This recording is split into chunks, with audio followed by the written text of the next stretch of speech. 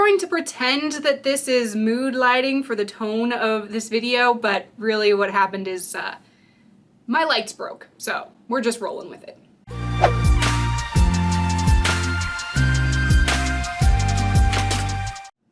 Hello, super friends, and welcome to another episode of Superhero Saturday, where we talk about the arts of superheroes, storytelling, and so much more. My name is Annie, and this week on HBO Max, the premiere of the Zack Snyder Cut of the 2017 Justice League movie is coming to virtual theaters. So naturally, I thought this would be a good week to talk about why I, hate gritty superhero movies. Save your judgments for the comments, please. Now let's give you a little recap first about how this movie came to be. Because the live-action Justice League movie was built on shaky foundations even from the very start. Throughout the 2010s, the Marvel Cinematic Universe dominated in blockbuster theaters, and their main superhero rival company, DC, naturally wanted to get in on some of the action.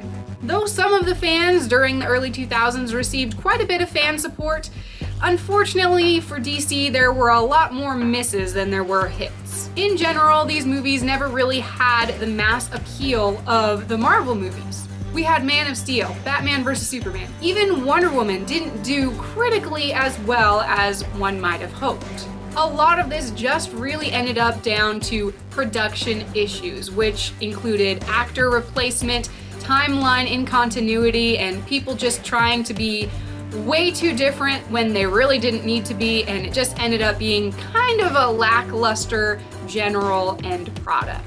However, devoted Justice League fans like myself were always going to give DC the benefit of the doubt, so we kept flocking to theaters and they kept trying, and eventually what happened was they built on the relative success of Wonder Woman and tried to catapult us into a DC cinematic universe. However, the trouble didn't stop when they finally decided to unify their efforts into one concerted goal.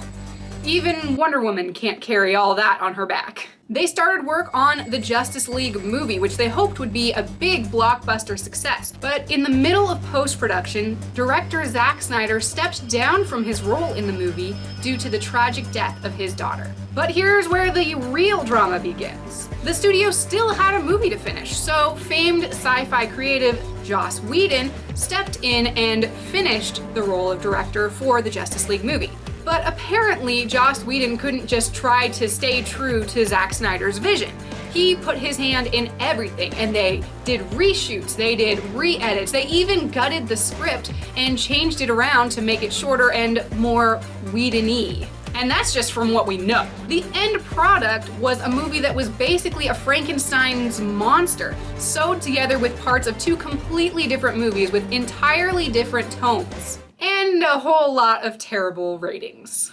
After the movie premiered, there was a huge upwelling movement in the fan community to have the studio produce a Zack Snyder cut, which would be something that was much more true to the director's original vision. They wanted to see what the movie would have been if the original director had stayed on. And after a few years, it seemed like this might even be possible. Warner Brothers wasn't on board at first, obviously, because they had already tried making this movie twice and it still didn't work. But a few years later, it seemed that they were ready to answer that call from the fans. They redid the visual effects and they rewrote the score. And they even did some reshoots, spending a whopping $70 million on this new production. And this week on HBO Max, they will be releasing the gritty 4-hour-long Justice League movie that Zack Snyder originally intended more than 5 years ago.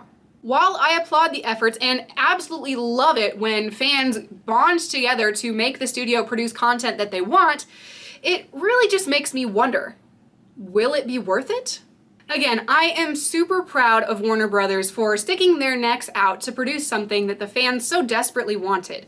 And I am really excited for another version of the Justice League because I absolutely love them. They are my favorite superhero team besides obviously my own. And it will be a fascinating case study to see both of those movies side by side, the Frankenstein's monster version and the Zack Snyder cut. My problem is it's bound to be another dark, gritty superhero movie, and I just really don't like those. In fact, I kinda hate them. I can feel the haters out there, so go ahead and put it in the comments below, whatever. You can tell me how much they're so cool and blah, blah, blah. I know. Now, gritty superhero stories have been around basically as long as the genre itself. One of the first widely recognized superheroes, Batman, started out life as a gritty comic and was in kind of the world of horror/crime comic books that were popular at the time. Over the decades, though, more characters popped up that were darker and even more grim. Characters who ended up believing that justice can only be served if you carve it out for yourself. These stories are so edgy, so dark, so dramatastic that it's sometimes even hard to take them seriously because they're just so bleak. It's like they believe the world is completely irredeemable, and anyone with even a shred of optimism is just a fool. Pain. That's it. The problem with these stories is that I almost think those characters don't really count as superheroes. Honestly, this is what I believe. You're free to think differently, but let me pitch my case to you. These dark depictions of reality don't really seem to fit with me in the rest of the superhero genre. Characters cast in such a dark light are completely self-absorbed and given over to their inner demons.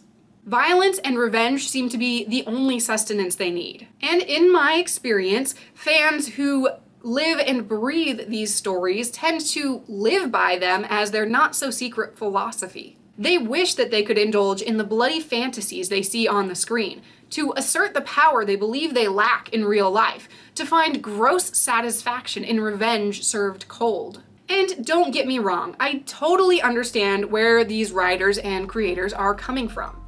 These dark stories kind of give us a way to process our grief and pain in a way that is more creative and productive than destructive.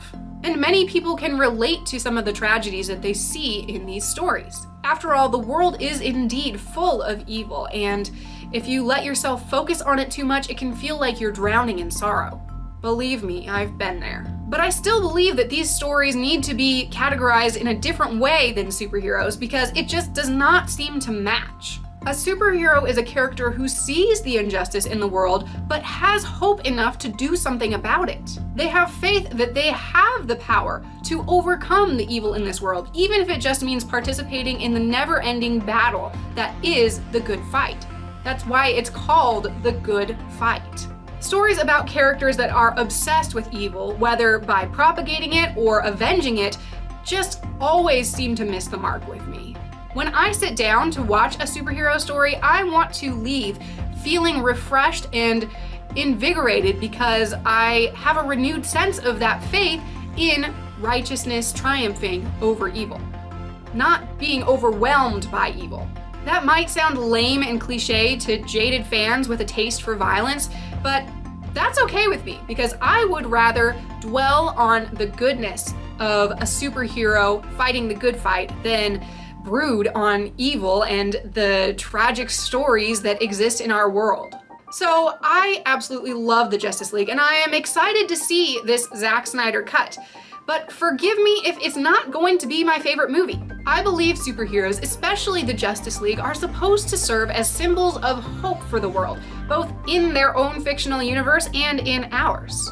A dark take on a hero is good every now and then to remind us that there is something to fight against. But we also have to remember that there is plenty worth fighting for, and that is what makes something a superhero movie. And if this movie flops like the rest of the DCEU, let me just say that I won't be surprised. All right, let me hear it, Super Friends. What do you think? Do you think that I'm totally crazy thinking that gritty superhero movies are lame and way too dark for our world today?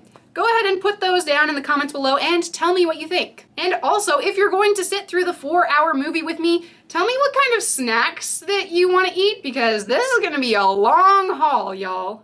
Thanks so much for watching. If you enjoyed this video, go ahead and give us a big thumbs up and subscribe if you'd like to see more superheroic content every single Saturday. You can join the team by supporting us on Patreon or following us on social media. And if you want to see my own superheroes in action, which Let me tell you, there are some dark moments, but there are plenty more good and funny moments. You can go to our website at www.fearless9.com and pick up some books for yourself today. Thanks again for watching, Super Friends, and we'll see you next week.